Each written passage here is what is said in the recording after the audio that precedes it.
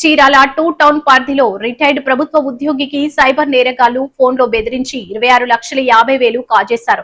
2026 మార్చిలో జరిగిన ఈ ఘటనపై బాధితులు పోలీసులకు ఫిర్యాదు చేయగా దర్యాప్తు ప్రారంభించి విశాఖకు చెందిన ముగ్గురిని అరెస్ట్ చేసి 10 లక్షలు స్వాధీనం చేసుకున్నారు.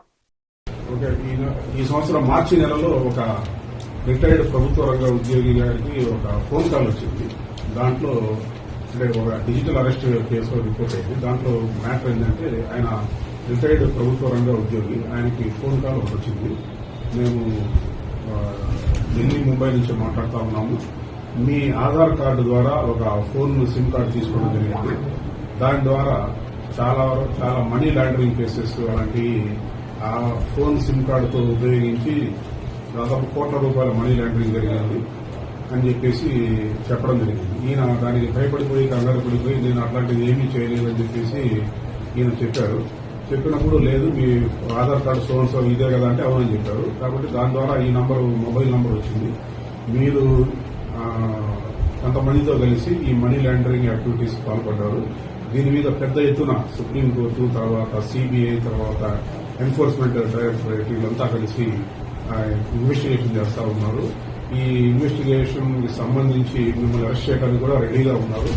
కాబట్టి మీరు దీని నుంచి తప్పించుకోవాలి అంటే మేము చెప్పిన సూచనలు పాటించి క్లీన్ చిట్ తీసుకోవాలంటే ఈయన భయపడిపోయి ఏం చేయాలని చెప్పి చెప్పడం జరిగింది.